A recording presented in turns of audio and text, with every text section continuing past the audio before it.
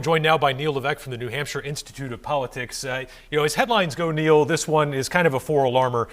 Hard to overstate Jeanne Shaheen's impact on New Hampshire politics and the state itself over the span of decades. Well, we really have two things. We have the historic impact of Jeanne Shaheen, and secondly, we have this huge race that's about to take place, and then the other subsequent races. So if you have, say, a member of Congress who decides to run for the U.S. Senate, then we'll have a race for that seat as well, maybe even for a mayor's race.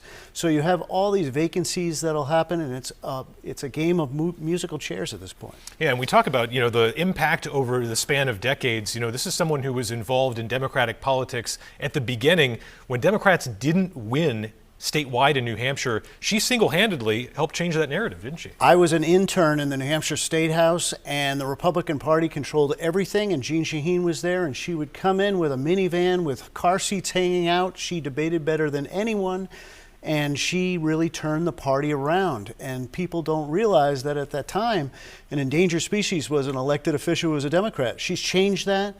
Democrats are in a good position to hold this seat. We'll see if there's a primary for it, which will causes division. But she's really changed the map for Democrats in New Hampshire. Yeah, and as Ariel was talking about, there are a lot of different names that are surfacing.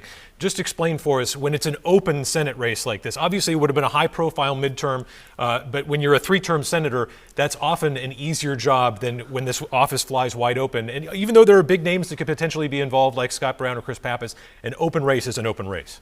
An open race is easier for someone to defeat an incumbent, essentially, or move into that seat because you can raise money without the incumbent.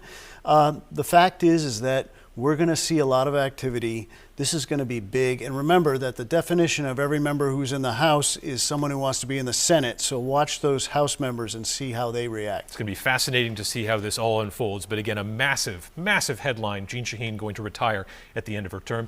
Neil Levesque from the New Hampshire Institute of Politics, thanks so much for your insight as always.